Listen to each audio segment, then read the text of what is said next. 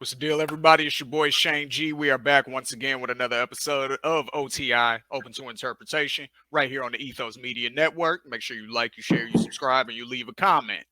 So today, me and the fellas, we're just having a little debate off camera. We're going to bring it to y'all.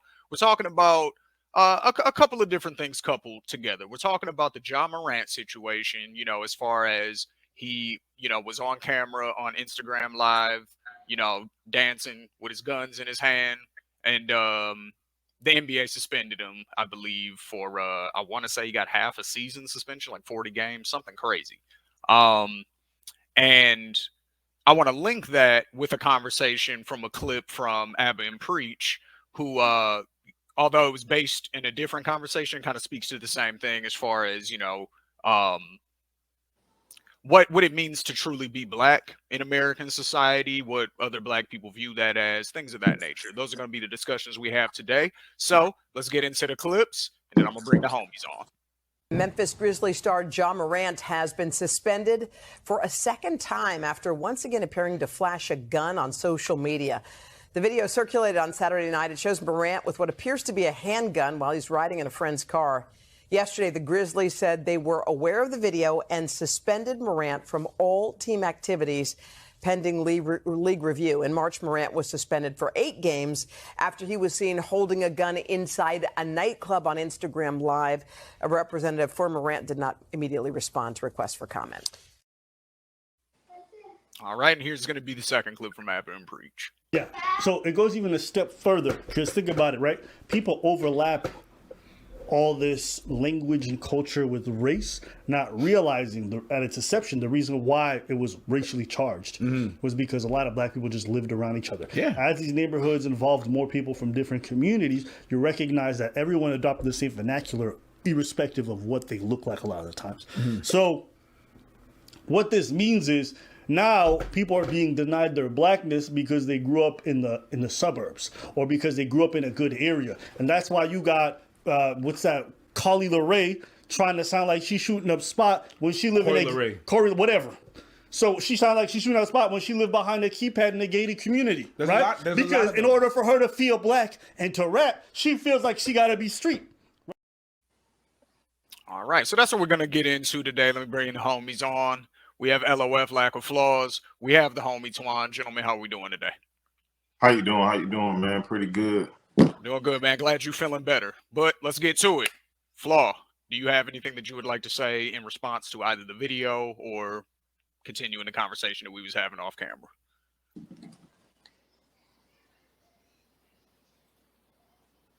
You're muted, sir. I didn't even say anything. So I'm glad I was muted because I was just shaking my fucking head. I didn't even say anything. Truthfully, I get the concept of people questioning, or I guess the phrase that he used was denying people's blackness. And I just firmly disagree with the whole notion that you can deny somebody their blackness. Like, if you're a black person, this is to every black person out there watching this that may ever see this anywhere. Like, if you're black, this isn't even about you being African American. If you have a drop of if you are black, no one can take that from you. Like, nobody can change that. Nobody can take that from you. Like, and they can get into their definition of what black means to them and what it means to have struggle or whatever. But I just want to make sure that's clear. So I can't even have this conversation properly underneath those circumstances without making sure that we're all first on the same page about that. So, I mean, we can take it from there. That's for me. Twan, would you like to respond to anything that Flaw just said, or would you like to respond to one of those clips that we just watched?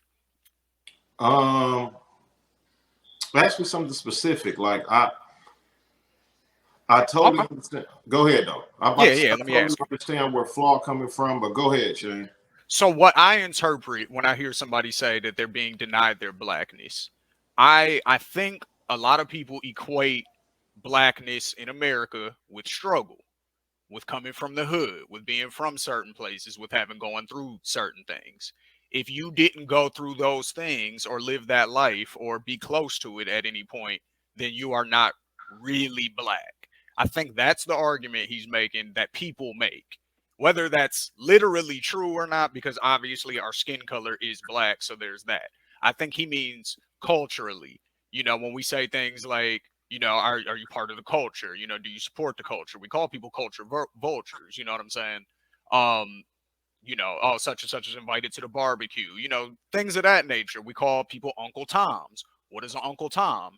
That's somebody who sold out other black people. So you see what I'm saying? Like there is a thing that comes Yeah, I from. understand. Go ahead. I totally understand the Uncle Tom thing and people thinking that you appease other races, but I definitely wholeheartedly disagree with this set standard of what is blackness. Like that's foolish to me. You're black if you're black. It's that simple. Like if you have African DNA in you, you're black.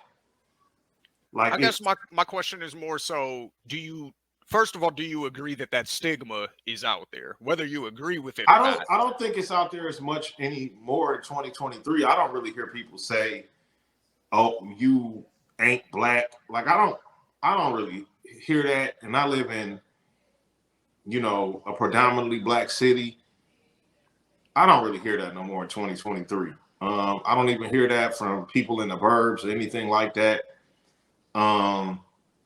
So no, I don't really hear that anymore. I know at once upon a time it might have been a thing, and I know some people who might think that way, but I just think being black is such a magnificent and powerful thing that it can't be relegated to no foolishness like that. Like, oh, if you ain't been part of the struggle, you ain't black. Like, no, that ain't true. Like, LeBron James and his family is just as black as me, and it's the point I be making. Tell me they ain't black if Bronny James don't get racist treatment by police, or Bronny James don't go through the same shit if he go in a store and nobody knows he's Bronny James. So it's kind of like, it's weird to say that because you can't really separate from other people's perceptions of black people, because all they gonna look at is your skin and say that you're black. So it's just another thing that's divisive to me. And it's kind of like, I don't care whether you're from the suburbs, I don't care whether you're from the ghetto, I don't really care where you come from. Black people encompass a lot of things. There are some very intelligent black people, there are some ignorant black people, there are people with high character, and there are more people, black people with low character. So it's kind of like, I don't think where you grew up and where you redlined at defines your blackness, like, at all. Word.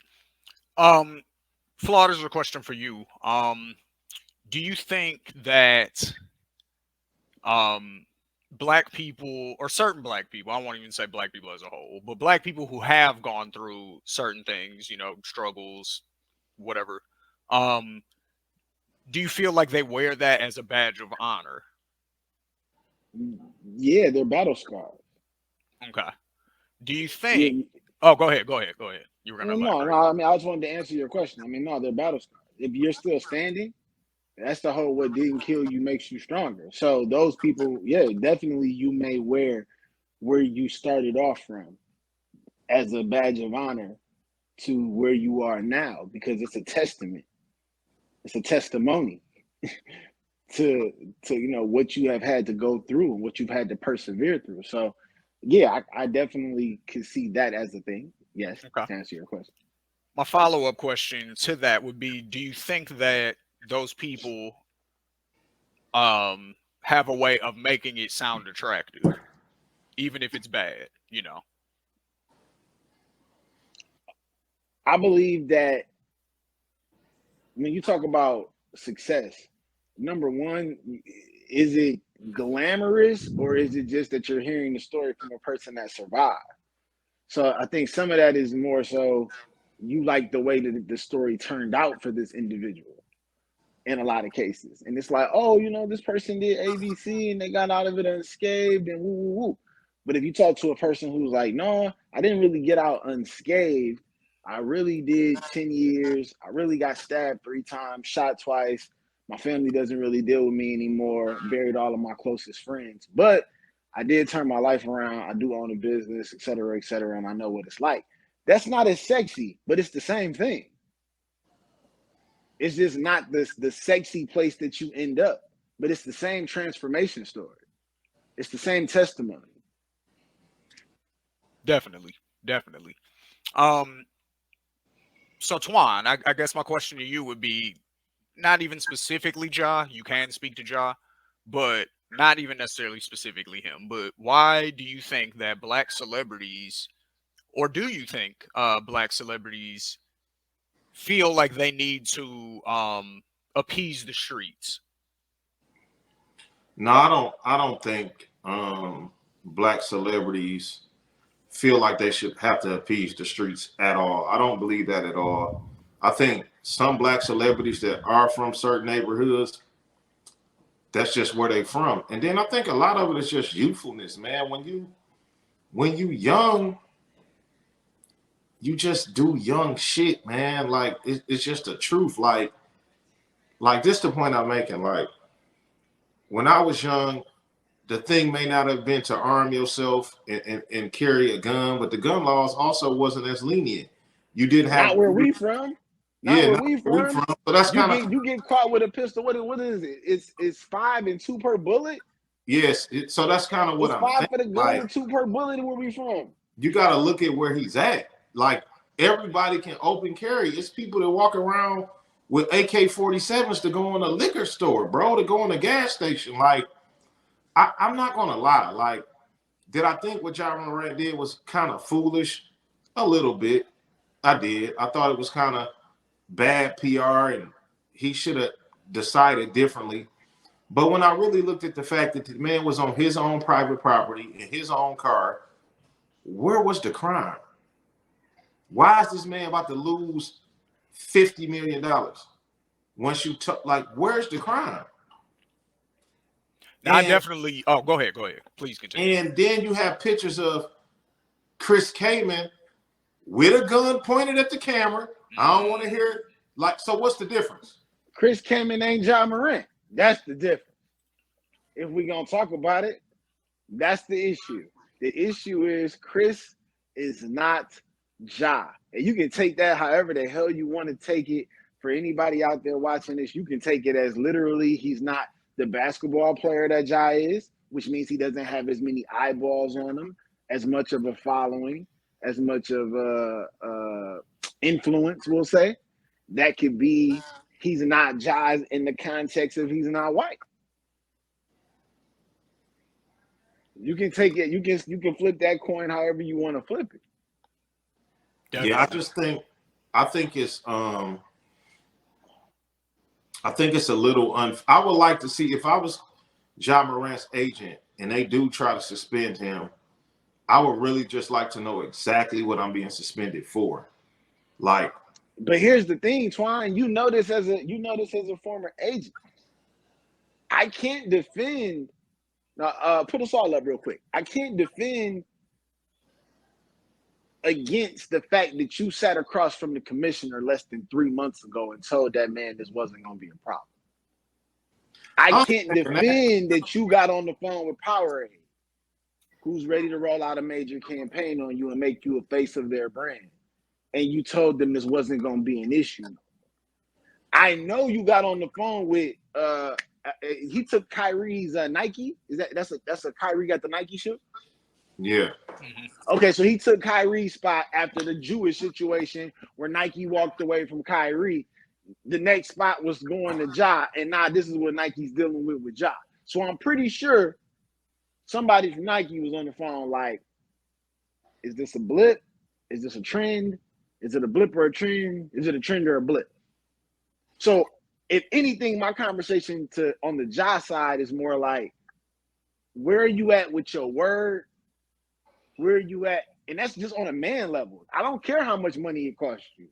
Because you could have walked into Adam Silver's office and been like, bro, I'm doing me. And do you. Then I wouldn't say shit. But if if he told Adam Silver that this ain't a problem no more, and you ain't gonna have to worry about this, because I saw the press clippings of what you put out there. I've learned a lot. I've changed all of the usual press shit that we do that we get told to say, and then your actions don't back that up. Less than 3 months, bro. I get all that. It make it all look like bullshit. It make it all look like bullshit. This is the point I'm making. It make it all look like bullshit for sure. But that ain't really how it worked. Like they have a collecting and a bargaining agreement in a truth. I'm sorry. I didn't make the statement. The term is detrimental to the league or unbecoming. Okay, I guess, and that's kind of the point I'm making.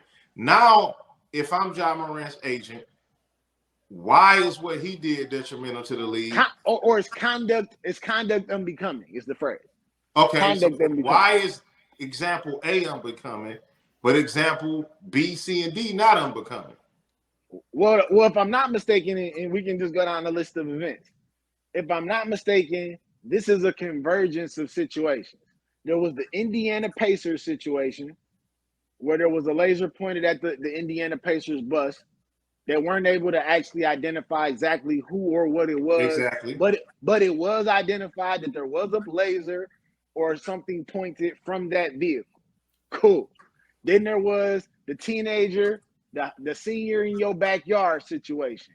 There was the mall incident. So some of this is a convergence. Then there was right? They had to investigate the gun in the nightclub to make sure that you didn't have the gun on the team plane, which we never necessarily got to the bottom of. They never came out, to my opinion, to my awareness, and said Ja Morant did or did not have this gun on the team plane. They never officially put that out there. It's almost like they suspended him, and then the league took the 8-game suspension, and they all just called it a wash. From what I've seen, and I'm not saying that I'm the most tapped in person on this matter, but the NBA had to investigate if he had the gun on the team plane, because that is against the collective bargaining agreement. Absolutely. So that's what made them investigate that situation originally. So you got the 8-game situation. You went before Adam Silver. I'm sure, more importantly, you told Adam, I'm either not going to be around the same people, and I'm not going to be flashing. I'm gonna whatever it was that you told Adam, and everything was supposed to be okay. From what I understand, the dude that was in the driver's seat is the same dude that you jumped on the dude with in the backyard necessarily. It's his best friend. Which was also somebody that was in the vehicle when the situation happened with the Pacers. So it's like, yo, I'm not gonna tell you how to pick your friends. I'm gonna tell you deal with the consequences of the friends that you choose. Because Ja didn't go live. He was waving the pistol, whatever, around having a moment, but Ja didn't go live. His mans went live. He's on his private property. So the shit gets hella sticky. Hella sticky. That's why it's not about the law. We're dealing with a perception issue and who they want him to be. Well, that's not fair. And that's the problem. Who you want him to be and who he is. They wanted Allen Iverson to be a certain person. Like who people are, who you want somebody to be because he can fucking jump and shoot a ball don't mean who he is. I don't disagree. The kid is who he is. But that goes back to what Shane was saying. And on the other side of this coin, which is why do we want to assume that because a person has opportunity that's not who they are? See, that's the point I'm making. But I get tired of people talking about like how much access, whatever, and how much money a person has, and you're supposed to like. That doesn't change like that doesn't change like who you are, what you're drawn to, or what's correct. No, this the deeper point that I'm making, and it's kind of crazy to me that 3 black men are sitting on this station. And it's very kind of frustrating because it's fucking flat out racist. What the fuck does it make Ja Morant because he's exercising his Second Amendment right? As a black, what does that make him? Besides an American, it makes him a thug. It makes him a killer. He hasn't shot anybody. He doesn't have a record. That's who he is. He's 23 years old. He's never been convicted of a crime. So he owns a fucking gun that I'm pretty sure he has a CPL for. So then why did they take the 8 games? I think he took the 8 games because he had the gun on the plane. I'm gonna be honest. That's All right. that's So that's okay. So technically, we have, if I'm not mistaken, Gilbert caught what 50 games for that I think fucking so. pistol For the for that pistol in the locker situation. room. so y'all He caught. No, that was a team flight. It was over a Oh, card it was game, if I'm not mistaken. okay. If I'm not, it was either a card game or a dice game. You And gotta literally go on Gilbert Arenas podcast, and he literally talks about why he took the 50 games. It was a little deeper. It was multiple people with pistols, and they pulled them on each other. They No, literally. I know. Everybody was in the wrong, and they changed. And because of that situation, they had to institute a rule that Ja now has potentially broken or agreed that y'all can't prove it. Y'all can't prove it. But I'm gonna just take this 8 to not ruffle no feathers. Absolutely. But now the question becomes, because again, he may not have broken any rules on that side. What if you're the commissioner? And again, a lot of people don't even operate in this seat. So some of y'all out there watching this, and I'm gonna just be a lot rawer with y'all this season, because y'all just need to know how it goes. If you want to understand some of the way that I think, you got to put yourself in the seat of the person that's making the big decision. I don't sit in the seat of the motherfucker at home in the peanut gallery. I don't speak for that person's thought process. I speak for the key players in the situation, and I'm able to put myself in that situation. So if you don't see yourself as the commissioner of a league with multiple dynamics to weigh, where you got to weigh how future players are going to perceive it, the fact that Josh sat down next to you, sponsors breathing down your neck, the NRA has probably got some lobbyists over here on your ass, all of these different things that are happening. If you don't see yourself having to weigh all of these things, you don't understand where I'm coming from. So just wait until I'm done, and then you can chime in. So my question to Twan is, from that seat of Adam's seat, if Josh sat in front of you and told you, you're not going to have to deal with this no more, you're good. You're good. Commissioner Twan, I'm not going to have no more, you're not going to get no more problems out of me. What do you do? What if he promised you that he wasn't not going to have any more situations specifically with guns? Nobody was in that room, so we don't really know what he said. Like, I get you. That's why I asked you a very specific question. What if Ja promised you he would not have any more gun flashing incidents specifically? Because that doesn't have anything to do with you breaking a rule or law or nothing. What that goes for Adam, and that goes for all of his major brand sponsors. Because I know a lot of people right now are touchy about the amount of money that Ja's lined up to lose.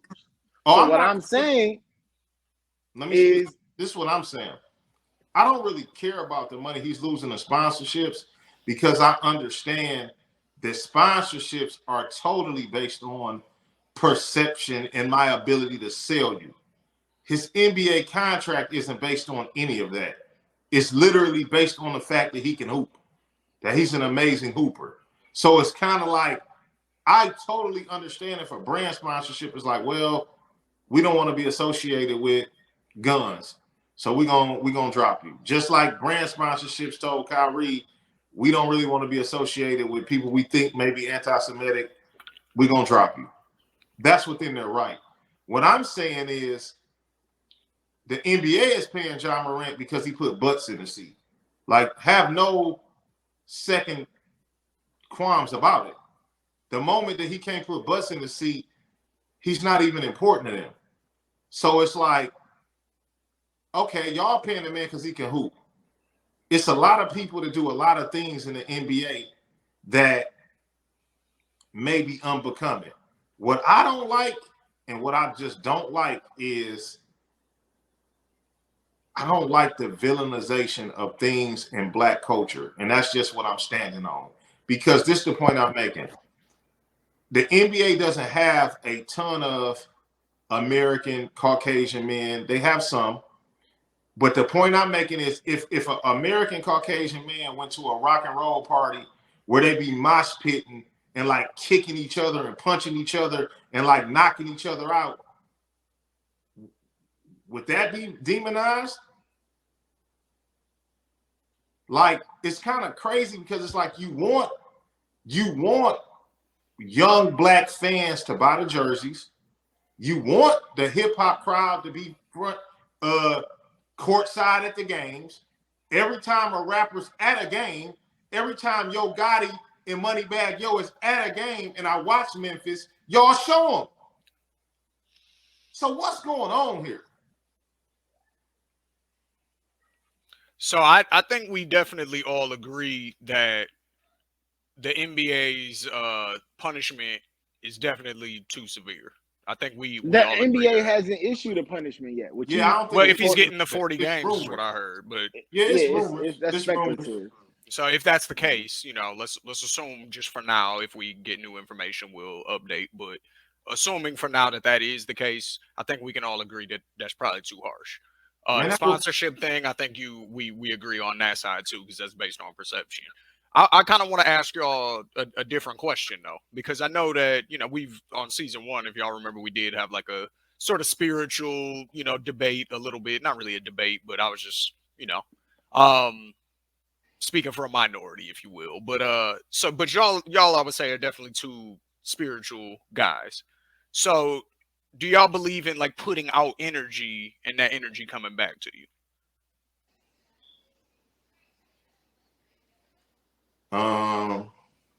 I mean, yeah, I kind of do. I think where he's setting us up to lead us down this path of Ja's putting out an energy, or an energy is being an energy. Now it doesn't even have to be specific to Ja, but just an energy is being put out there with certain decisions that are made. So then, how are you upset about the energy that follows? Not even necessarily how are you upset at the energy that I follows. just don't. Go ahead, Sean. Yeah, not necessarily that you're upset about it, but I guess more so like, what is the energy though that he's exercising his Second Amendment right? What is the energy? I think a lot of people would like he not wearing Pooh Shiesty mask at the liquor store, like brandishing his pistol on the corner. Like, what is the energy? I mean, y'all. Well, look, I usually look. I wasn't there. How about this? I wasn't there. How about this, Shane? I know what it's like to be young and have access to resources or be around quote unquote celebrities. And what ends up happening is, the young guys that are around usually are a little bit more, they're proving themselves. Like, they're looking to prove themselves. So yeah, somebody say something crazy, it's liable to be a little bit more quick to pop off. Bail money is with you at all times because of the individual that you rolling with and that you riding for. So everyone's a little bit more likely to be like whatever. So I don't necessarily agree that it's always just it's not always just that one person. So yeah, that energy is a real thing, because it may not always be Ja. It may not. It may be somebody else over there that has now been empowered because of this aroma that is around. Now, at the same time, Ja didn't create this environment. If anything, he need 2 guns. He live in Memphis. I'm with you. The point. That's the point I'm making. But it's just kind of crazy to me, and it kind of still goes back to the theory of King Kong and an angry black man. Like, oh, you put a gun in the black man's hands, and and it's like, last I checked, it wasn't too many black men doing mass shootings. Like, I don't know, man. Like, I don't know. And then it's like people keep talking about these incidents, but they all been investigated and no crimes were pressed. They said the incident with the kid threw a basketball in his face. The incident at the mall, somebody disrespected his mother. Who's not coming if your mother called you? Saying a man is threatening her. Exactly. That's real. Who's not coming? No, that's definitely real. 100%. Yeah.